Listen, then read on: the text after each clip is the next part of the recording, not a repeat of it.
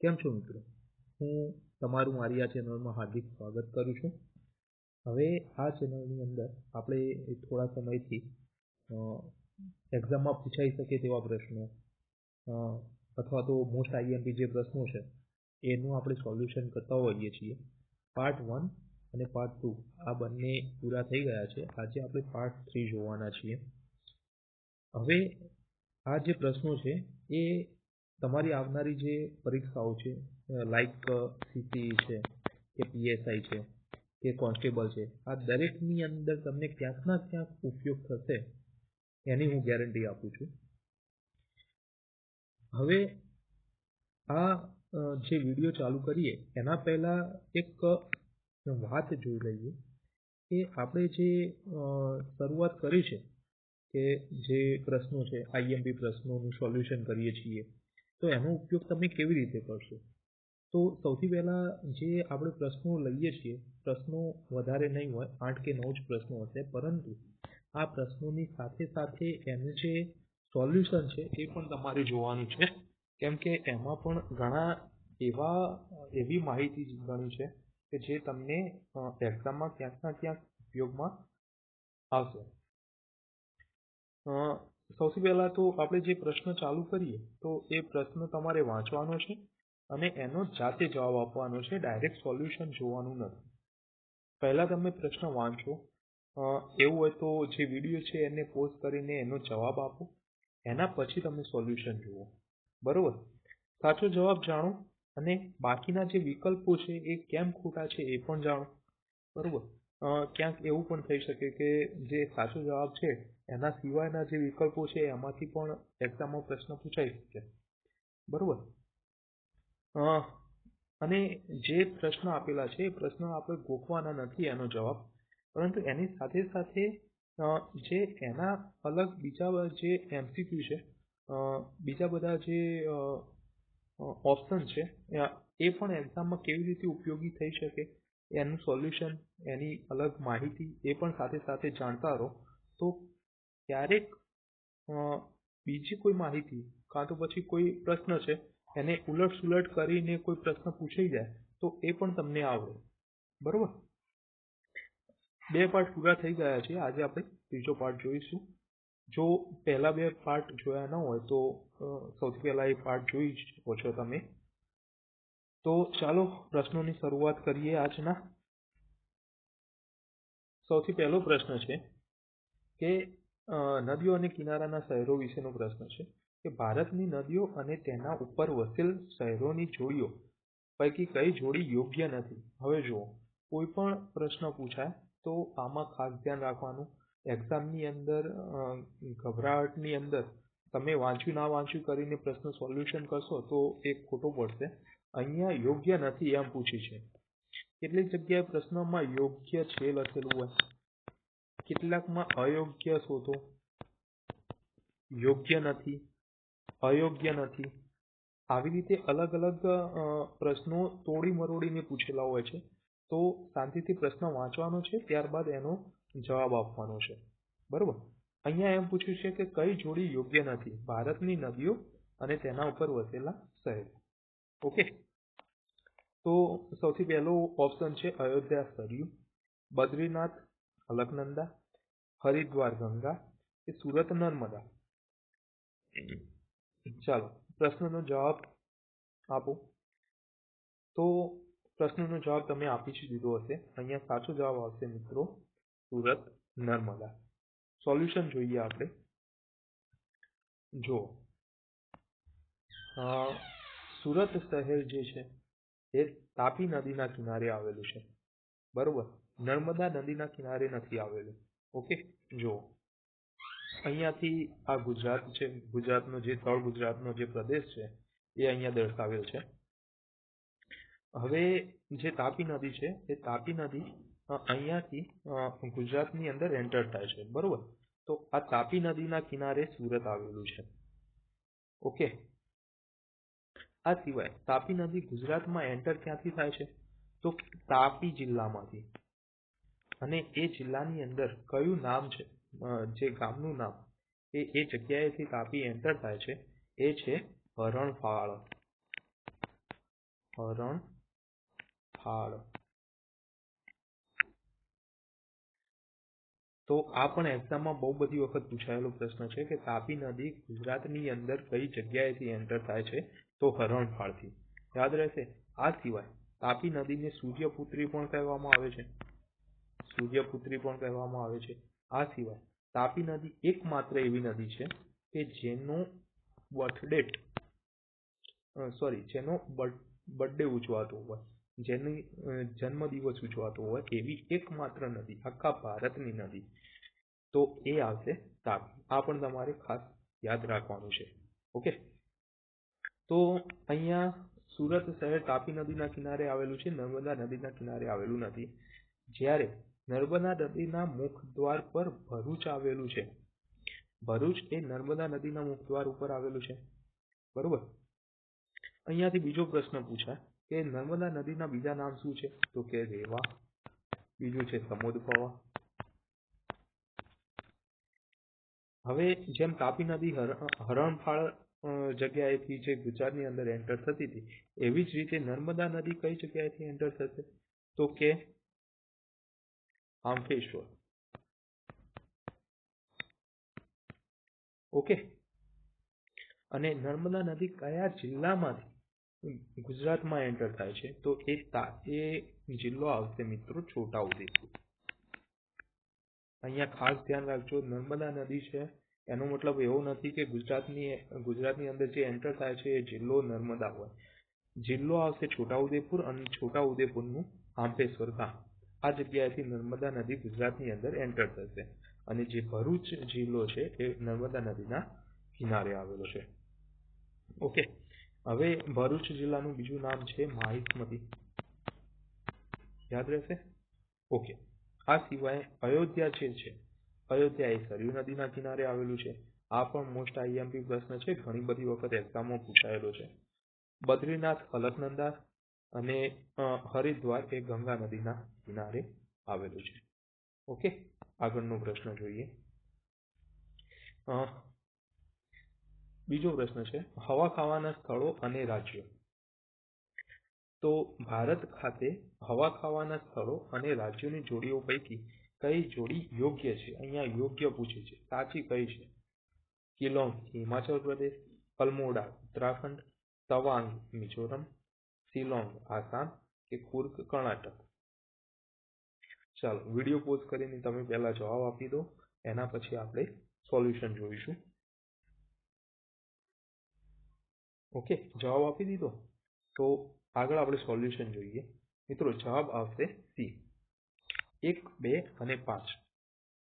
તો જોઈ લઈએ કયા ખોટી જોડીઓ કઈ છે. તો કે તવાંગ એ મિઝોરમમાં નથી પરંતુ અરુણાચલ પ્રદેશમાં આવેલું છે. આ જે તવાંગ છે એ અરુણાચલ પ્રદેશમાં આવેલું છે, જે મિઝોરમમાં નથી, એટલે એ ખોટો છે. અને શિલોંગ જે છે એ આસામમાં નથી પરંતુ એ મેઘાલયમાં આવેલું છે શિલોંગ.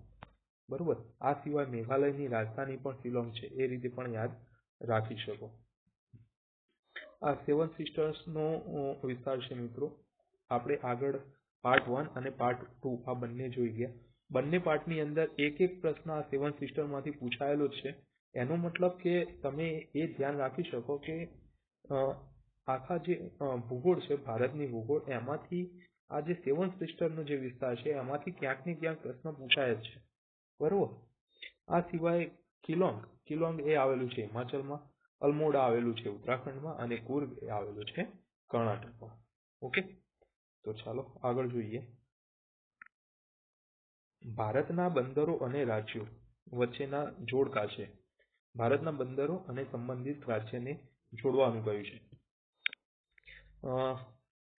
પ્રશ્ન થોડો ઈઝી છે. જોઈએ આપણે. નીચે જોડકા આપેલા છે બંદરો અને રાજ્યોના અને ઓપ્શન આપેલા છે. અહીંયા કોચી બધાને ખબર છે, કોચી આવશે ભાઈ કેરળમાં. તો 1ની સામે ડી આવે છે. હવે અહીંયા 1ની સામે સી છે, અહીંયા 1ની સામે 1 અને અહીંયા 1ની સામે બી છે. એનો મતલબ આપણો જે જવાબ છે એ આવશે. હવે આપણે બીજા બધા પણ જોઈ લઈએ. તો મેંગ્લોર આવશે ભાઈ કર્ણાટકમાં. કર્ણાટકની રાજધાની છે બેંગ્લોર અને મેંગ્લોર યાદ રહેશે. ઓકે. પારાદીપ આવશે ભાઈ ઓડિશામાં. ઓડિશાની રાજધાની છે ભાઈ ભુવનેશ્વર. ઓકે. અને તુતીકોરીન આવશે તમિલનાડુમાં. યાદ રહેશે. જોઈ લઈએ સોલ્યુશન એકવાર. જો અહીંયા આપણો પશ્ચિમ તટ છે, આ પશ્ચિમ તટ કહેવાય છે, અને આ પૂર્વ તટ છે. બરોબર. તો પશ્ચિમ તટ ઉપર કેરળમાં કોચી નામનું બંદર આવેલું છે અને કર્ણાટકમાં આવેલું છે મેંગલોર. આ સિવાય પારાદીપ જે પૂર્વ તટ છે એ પારાદીપ જે છે એ ઓડિશામાં આવેલું છે અને તુતીકોરીન એ તમિલનાડુમાં આવેલું છે. યાદ રહેશે. ઓકે, ચલો આગળ વધીશું. ગુજરાતના ભૂગોળમાંથી લીધેલો પ્રશ્ન છે. ગુજરાતના જિલ્લા અને તાલુકાઓમાંથી ગુજરાતના નીચેના જિલ્લાઓ પૈકી કયા જિલ્લામાં સૌથી ઓછા તાલુકાઓ આવેલા છે? નવસારી, તાપી, નર્મદા કે પંચમહાલ? જુઓ મિત્રો, અહીંયા તમને થોડું કન્ફ્યુઝન થશે. અત્યાર સુધી એક્ઝામમાં એવો પ્રશ્ન પૂછાય કે ગુજરાતની અંદર જે જિલ્લાઓ છે પહેલા 33 હતા, અત્યારે 34 થઈ ગયા છે. તો ગુજરાતના એવા કયા જિલ્લા છે કે જેમાં સૌથી ઓછા તાલુકા આવે છે? તો એના બે જિલ્લાઓ મળે આપણે. એક પોરબંદર મળે.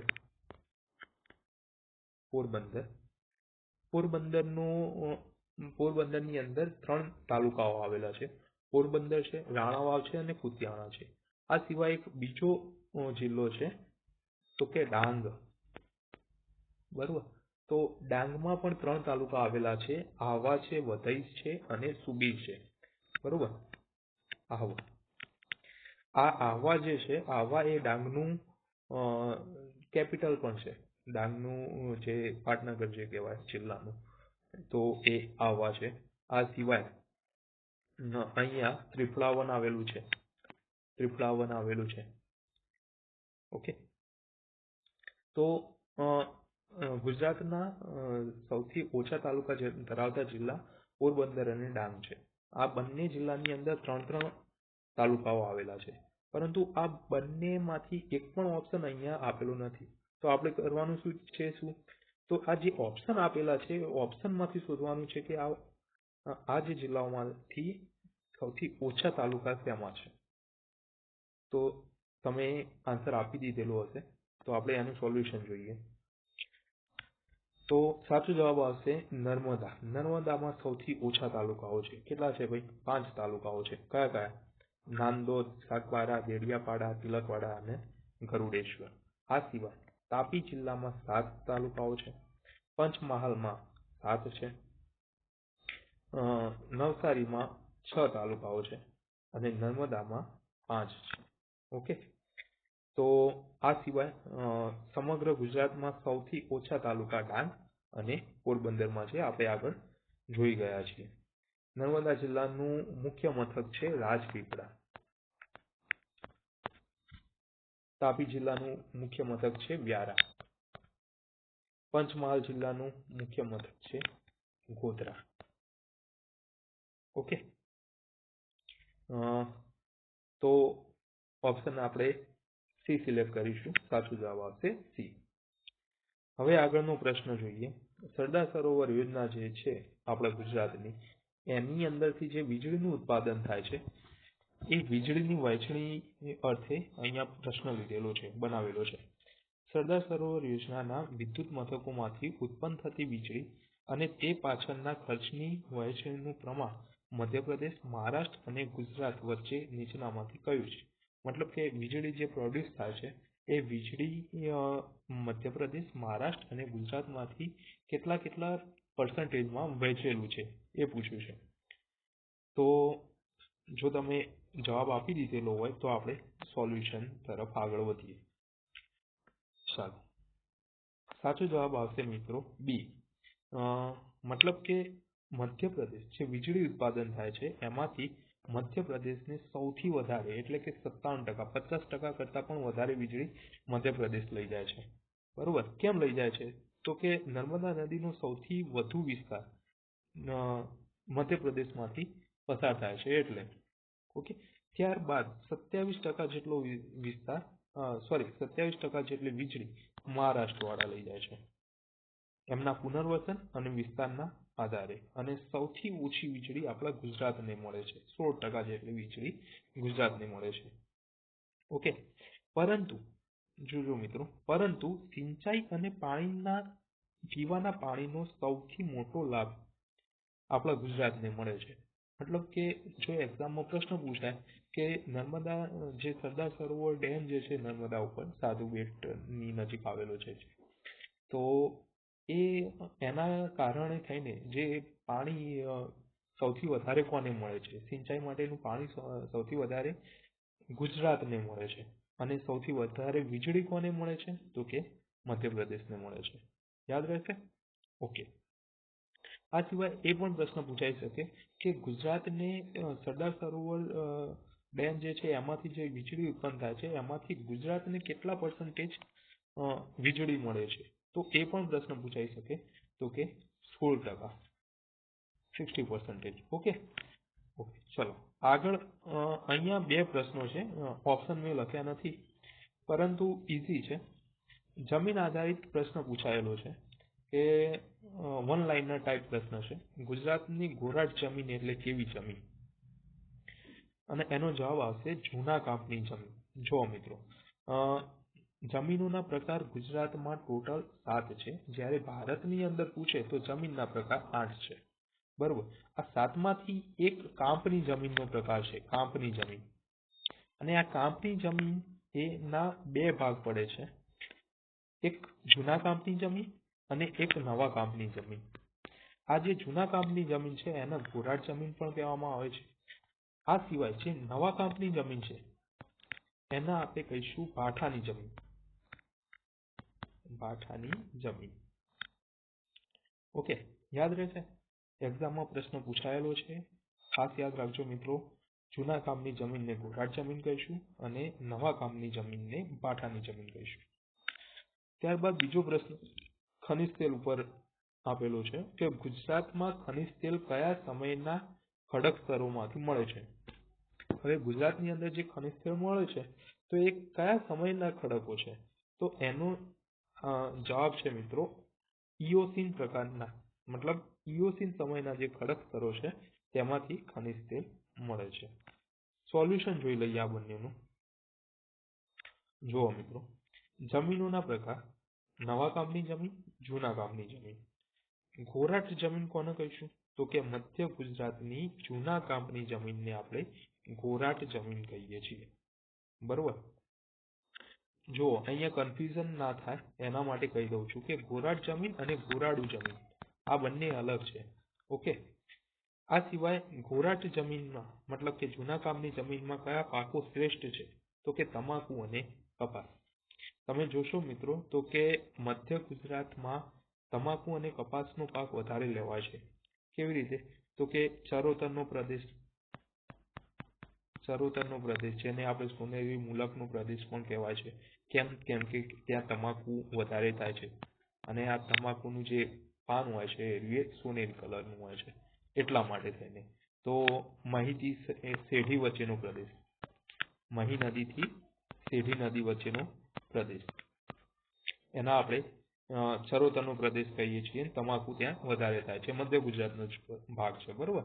આ સિવાય કપાસ, તો કાનમનો પ્રદેશ. આ કાનમનો પ્રદેશ પણ તમને મધ્ય ગુજરાતની નીચે થોડો જોવા મળશે. ઢાઢર અને નર્મદા આ બંને નદી વચ્ચેનો જે પ્રદેશ છે એને આપણે કાનમનો પ્રદેશ કહીશું. આ બંને મોસ્ટ આઈએમપી છે, બહુ બધી વખત પૂછાયેલા છે, કાનમનો પ્રદેશ અને ચરોતરનો પ્રદેશ. ઓકે, ચલો.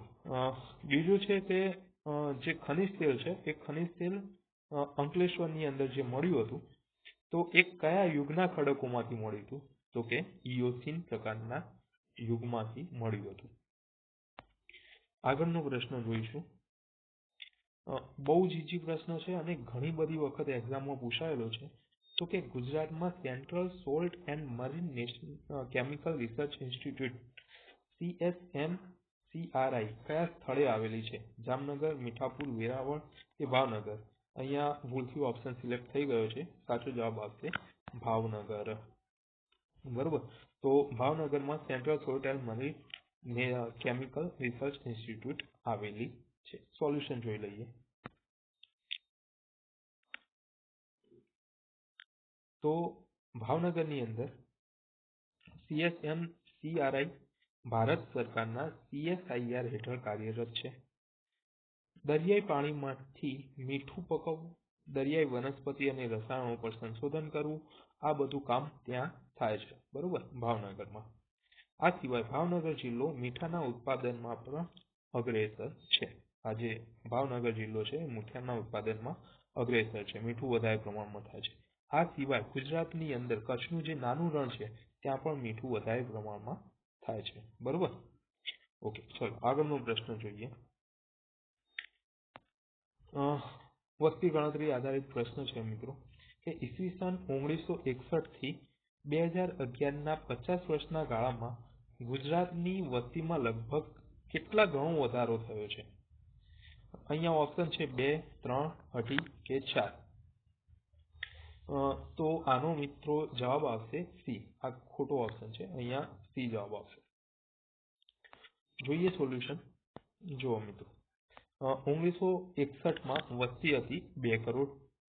2011માં વસ્તી વધીને થઈ છે 6.04 કરોડ. એનો મતલબ થાય છે કે આશરે 6 કરોડ જે 3 ગણો જે વધારો જોવા મળે છે. બરોબર. તો અહીંયા આપણો જવાબ સાચો જવાબ આવશે વસ્તી વધારો 3 ગણો થયો છે 1961 થી 2011 સુધી. ઓકે, ચલો. તો આ જે 8-9 જે પ્રશ્નોનું સોલ્યુશન કર્યું આપણે એમાંથી કેટલા પ્રશ્નો તમને સાચા પડ્યા, કેટલી માહિતી તમને જાણવા મળી અને થોડો સારાંશ આપણે એક વખત જોઈ લઈએ. તો કે આપણે શું જોયું? નદીઓ અને શહેર જોયું. સુરતમાં તાપી નદી છે.